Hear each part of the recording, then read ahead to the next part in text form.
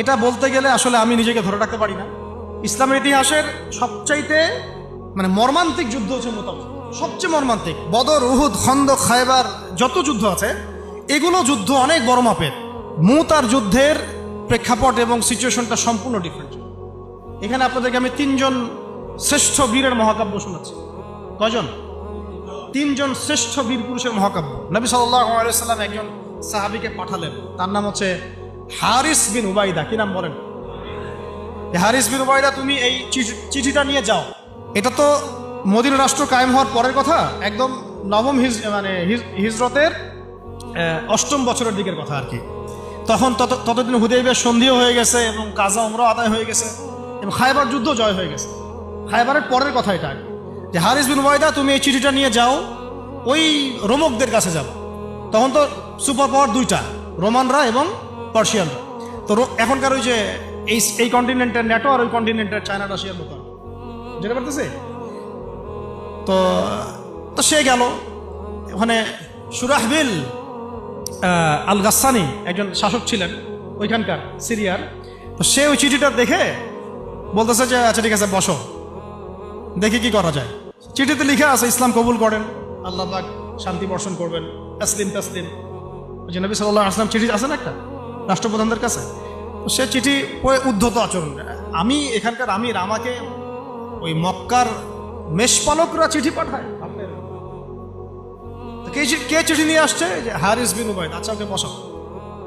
হারিস বিন উবাইদা রাদিয়াল্লাহু আনহুকে রাষ্ট্রদূত, কিন্তু তিনি রাষ্ট্রদূতকে তারা নির্মমভাবে হত্যা করল। কথা বুঝতে পারছেন? এবার নবী সাল্লাল্লাহু আলাইহি ওয়াসাল্লামের কাছে খবর যখন আসছে রাষ্ট্রদূতকে হত্যা করেছে, আমার সাহাবীকে, কয়জন সাহাবীকে হত্যা করেছে? 10 জন, 20 জন, 100 জন না একজন সাহাবীকে হত্যা করার প্রতিশোধ নেওয়ার জন্য নবী সাল্লাল্লাহু আলাইহি ওয়াসাল্লাম 3000 বাহিনীর একটা জিহাদি কাফেলা তৈরি করলেন। 3000 বাহিনী কাফেলায় তিনি নিজে নেতৃত্ব না দিয়ে বললেন যে এই কাফেলার নেতৃত্ব দিবে আমার প্রিয় ভাজন, তাকে তার পালক পুত্র বলা হতো এক সময়, যায়েদ ইবনে হারেসা রাদিয়াল্লাহু আনহু। কোন যায়েদ? তায়েফের সফরের সঙ্গী, তায়েফের সফরের একজন সাহাবী তার সাথে ছিল, তার নাম যায়েদ ইবনে হারেসা। যখন তায়েফবাসী নবীজিকে মারছিলেন, যায়েদ ইবনে হারেসা রাদিয়াল্লাহু আনহু তার বুক দিয়ে নবীকে জড়ায় ধরেছিলেন যে আমার গায়ে আঘাত লাগুক, তার গায়ে না লাগুক। এই সাহাবী যায়েদ ইবনে হারেসা রাদিয়াল্লাহু আনহু, তাকে পতাকা দিয়ে বললেন এই মোতার যুদ্ধের আমির হচ্ছে যায়েদ ইবনে হারেসা। যদি যায়েদ ইবনে হারেসা শহীদ হয় তাহলে পতাকা বহন করবে জাফর ইবনে আবি তালেব, আমার চাচাতো ভাই। কোন জাফর? যিনি আবিসিনিয়ায় গিয়েছিলেন মুসলিমদেরকে নিয়ে হিজরত করতে, মনে আছে? যিনি বাদশাহ নাজাশির সামনে কুরআন তেলাওয়াত করার, সূরা মারিয়াম তেলাওয়াত করার কারণে বাদশাহ নাজাশির চোখ দিয়ে দরদর করে পানি পড়তে শুরু করেছে। ওই বাদশাহ নাজাশিও পরে ইসলাম কবুল করেছে, আলহামদুলিল্লাহ। জাফর রাদিয়াল্লাহু আনহু পতাকা বহন করবে যদি যায়েদ ইবনে হারেসা শহীদ হয়। এরপরে যদি জাফরও শহীদ হয়, পতাকা বহন করবে আমার আরেক প্রিয় ভাজন সাহাবী আব্দুল্লাহ বিন রাওয়াহা রাদিয়াল্লাহু আনহু। আব্দুল্লাহ বিন রাওয়াহা রাদিয়াল্লাহু, যাকে যে কোনো মুহূর্তে যদি বলতেন ইসলাম নিয়ে একটা শের বলেন, একটা কবিতা বলেন, ইনস্ট্যান্ট তিনি শের বলে ফেলতে পারতেন। এত সুন্দর, এত উন্নত কাব্য প্রতিভা ছিল তার মধ্যে। এই নষ্ট সংস্কৃতি না, তাদের সংস্কৃতি ছিল একেবারে খাঁটি তাওহীদের সংস্কৃতি। এমনকি কাবা তাওয়াফ করছেন যিনি, তখন কাবা তাওয়াফ করছেন বিদায় কাজা উমরা আদায় করার সময় নবীর সামনে সামনে তিনি ঘুরছেন এবং আবৃত্তি করছিলেন একটা কবিতা কাফেরদেরকে আঘাত করার জন্য। এই কাফেররা, দেখো তোমরা যাকে বের করে দিয়েছিলে তিনি আজকে সসম্মানে এখানে ঘুরতেছে। ওমর রাদিয়াল্লাহু আনহু বলছিলেন যে কাবা তাওয়াফ করার সময় তুমি এগুলো বলছো? নবীজি বলেন ওকে ছেড়ে দাও, সে এমন বাক্য তিলাওয়াত করতেছে, এমন বাক্য সে চয়ন করেছে যেগুলো কাফেরের অন্তরে বর্ষার চাইতেও বেশি বিদ্ধ হচ্ছে, তাকে বলতে দাও। এই হলো আব্দুল্লাহ বিন রাওয়াহা রাদিয়াল্লাহু আনহু, নবীজির অত্যন্ত প্রিয় ভাজন সাহাবী। আব্দুল্লাহ বিন রাওয়াহা যদি শহীদ হয় তাহলে তোমরা তোমাদের মধ্য থেকে একজনকে আমির নিযুক্ত করে নিও। সাহাবীরা বুঝে ফেললেন এই সফরে আমরা 3 জনে শহীদ হতে যাচ্ছি, কারণ একটা সফরে কখনো 3 জন আমিরের প্রয়োজন হয় না, হয় না। এবার তারা গেলেন, তারা কখনো আশাও করেন নাই ওখানে যা দেখবেন। ওখানে গিয়ে দেখলেন যে 1 লক্ষ রোমান সৈন্য সামনে এসে দাঁড়িয়েছে। কত লক্ষ? এবং একেবারে ফুল প্রশিক্ষিত, একদম ফুল আর্মড ফোর্সড। আর এর সাথে তাদের সাহায্যকারী দলেও আছে আরো 1 লক্ষ সৈন্য। মোট কয় লক্ষ? এদিকে কতজন? যুদ্ধ হওয়া সম্ভব? আসলে কি সম্ভব? সম্ভব না। এই যুদ্ধ কিন্তু সম্ভব না। আমরা তো আগে সংখ্যা গরিষ্ঠ হওয়ার কথা চিন্তা করি। কোন যুদ্ধে ইসলাম সংখ্যা গরিষ্ঠতা দিয়ে জিতে নাই। ইসলাম জিতেছে ইমানের বদৌলতে, শুধু ইমানের বদৌলতে। আমরা সংখ্যা দিয়ে কখনো বিজয় লাভ করতে পারি নাই। এখন এবার সাহাবীরা মাশওয়ারা করতেছেন রাত্রেবেলা, আমরা কি করব? কালকে যুদ্ধ করব, নাকি মদিনায় ফিরে যাব, নাকি রাসূলকে খবর পাঠাবো, নাকি কোনো বিকল্প ফোর্স নিয়ে আসার ব্যবস্থা করব, কি করব? তখন সাহাবী, ওই যে বললাম আব্দুল্লাহ বিন রাওয়াহা রাদিয়াল্লাহু আনহু দাঁড়ালেন।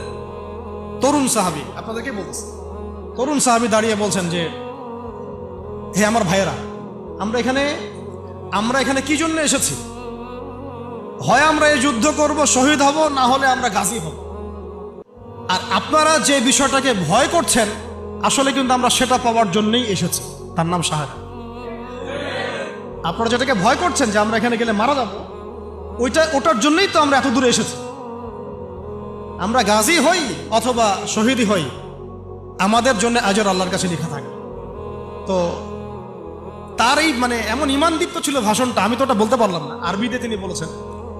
এতে মানে উৎফুল্ল হয়ে বা ইন্সপায়ার্ড হয়ে সাহাবীরা আর দ্বিতীয়বার ভাবলেন না, ঠিক আছে কালকে যুদ্ধ হবে। এবার পরের দিন যুদ্ধ শুরু হল। এটা কি সম্ভব যুদ্ধ? প্রথমে যায়েদ ইবনে হারেসা রাদিয়াল্লাহু আনহু পতাকা নিয়ে ঘোড়া ছুটা আগায় যাচ্ছেন, এবং একটা আঘাতও পিছন থেকে করার সাহস হচ্ছে না তাদের, সব আঘাত তারা সামন থেকে করছেন। এক পর্যায়ে যায়েদ রাদিয়াল্লাহু আনহুর এই মানে গায়ের মধ্যে তারা বর্ষা নিক্ষেপ করে। বর্ষা তো আগেকার বড় বড় বল্লম বর্ষা ছিল, এবং একটা বর্ষা তার গায়ে যখন লাগে তিনি পড়ে যান, এবং এই অবস্থা আস্তে আস্তে তার শাহাদাত হয়।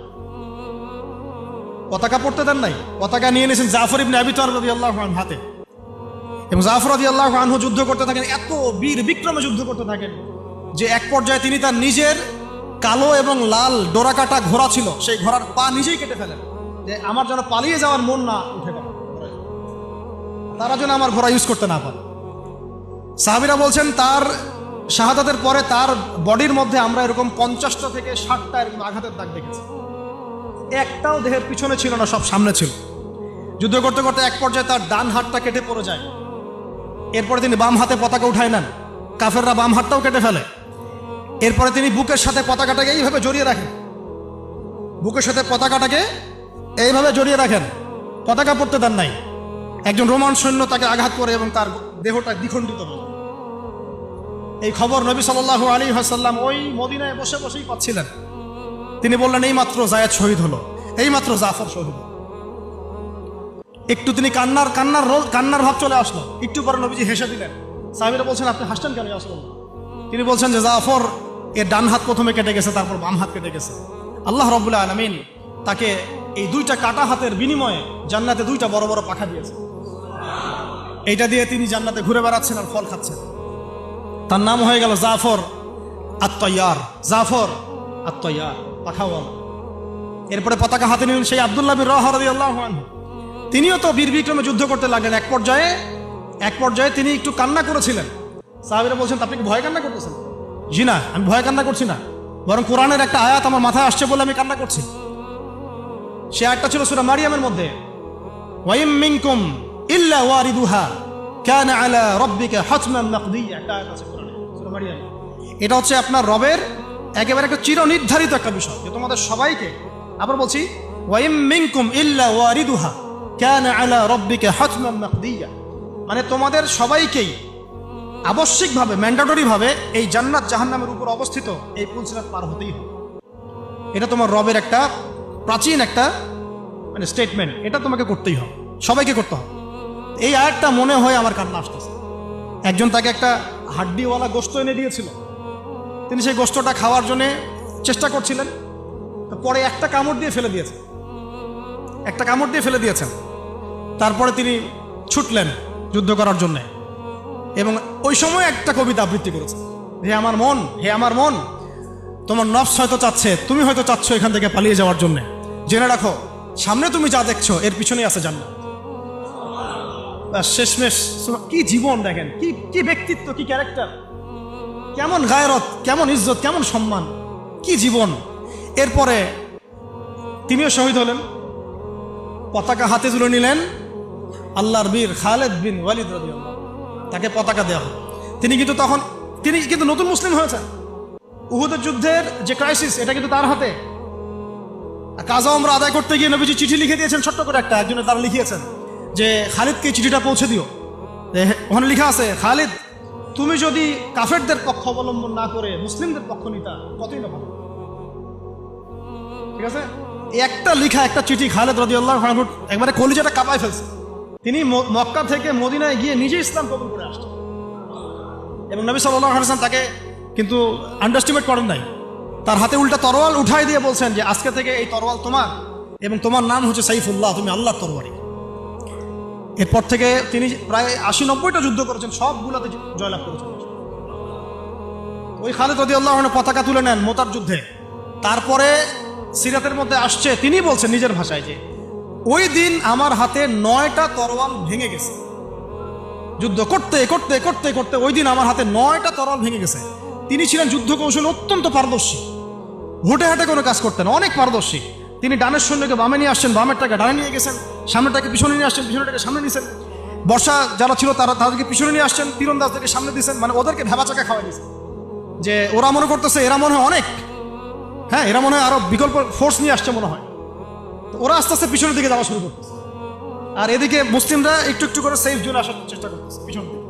ওরা ভাবতেছে পিছনে সামনে যদি আগাই হয়তো পিছন থেকে ওরা আরো সৈন্য নিয়ে আসছে, আমাদেরকে আক্রমণ করবে। এই আল্লাহ পাক ভয় চাপাই দিলেন, এরা পালায় চলে গেল। 3000 সৈন্য নিয়ে 2 লক্ষ সৈন্যকে পরাজিত করা হয়েছে। খালিদ রাদিয়াল্লাহু আনহু বললেন আমার হাতে সেই দিন 9টা তরোয়াল ভেঙেছে, আর শেষমেশ ছোট্ট একটা ইয়েমেনি চাকু দিয়ে আমি যুদ্ধ করছি। তাহলে চিন্তা করেন কত কাফের মারা গেছে। আর মুসলিমদের মধ্যে মাত্র 12 জন সাহাবী শহীদ হয়েছে। মাত্র 12 জনকে তারা মারতে পারছে, বাকিদেরকে মারতে পারবে। এইগুলো হচ্ছে মহাকাব্য, জাজল্যমান মহাকাব্য, যেগুলো আমাদের এই প্রজন্মকে জানানো উচিত এবং আপনাদের মাথায় থাকা উচিত। প্রত্যেকটা সংগ্রাম, প্রত্যেকটা বিপ্লব, প্রত্যেকটা অভ্যুত্থানের পিছনে যেন থাকে আল্লাহর সন্তুষ্টি, আল্লাহর দিন কায়েমের চেষ্টা, আল্লাহর দিনের খেদমতের চেষ্টা এবং ইনসাফ প্রতিষ্ঠার চেষ্টা, এবং জালেমের বিরুদ্ধে আমাদের অবস্থান সবসময় শক্ত থাকবে ইনশাআল্লাহ।